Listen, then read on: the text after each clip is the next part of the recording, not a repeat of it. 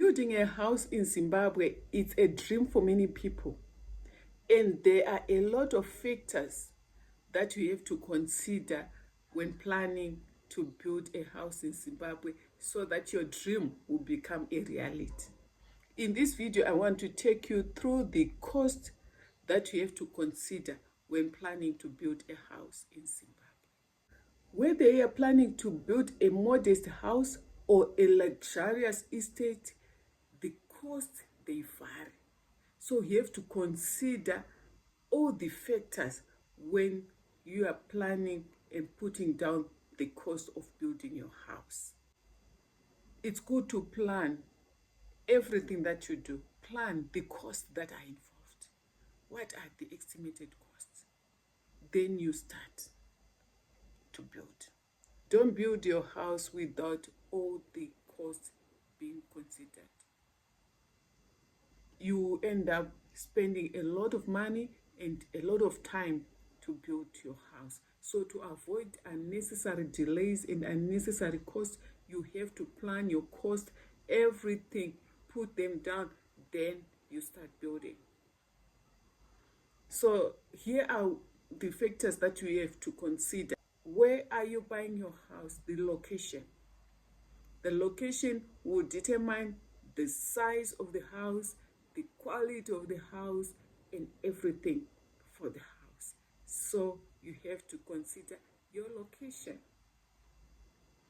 And number two, you have to consider the size of the house. How big is your house? If it's a 2-bedroomed house, it's cheaper than a 3-bedroomed house. If it's a 5-bedroomed house, it's cheaper than a 10-bedroomed house. So how big is your house? It will determine the cost of building the house. So the size of the house will determine also the cost of the house. Number three, the design.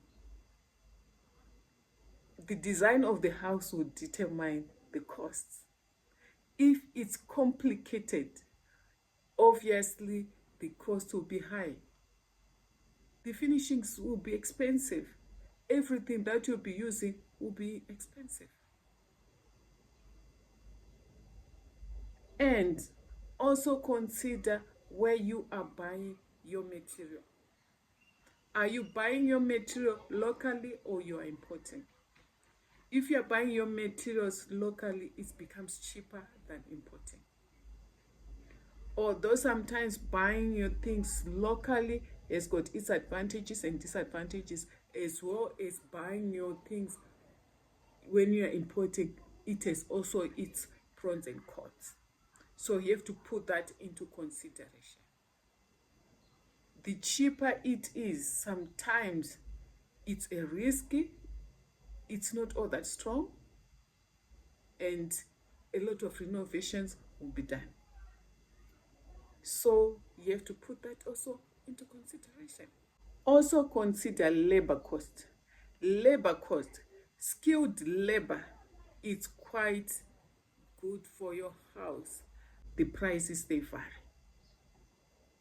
If you engage a skilled labor, it makes sense as you will not do a lot of renovations.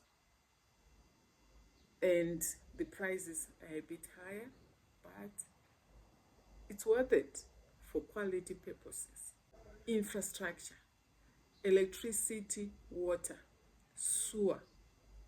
Consider this. It's an extra cost again that you have to consider.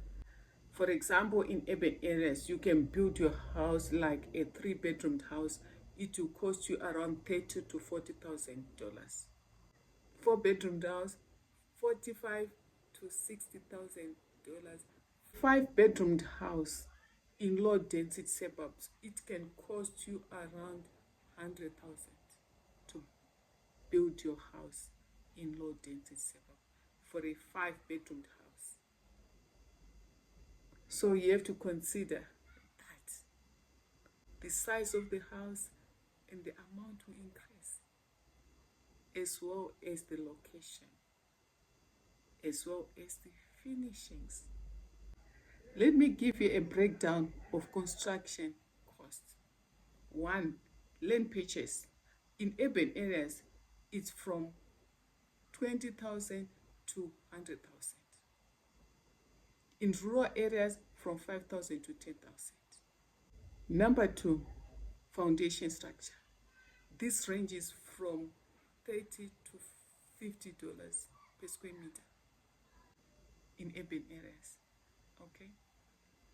Roofing, whatever that you are using, it's about $20 to $30 per square meter.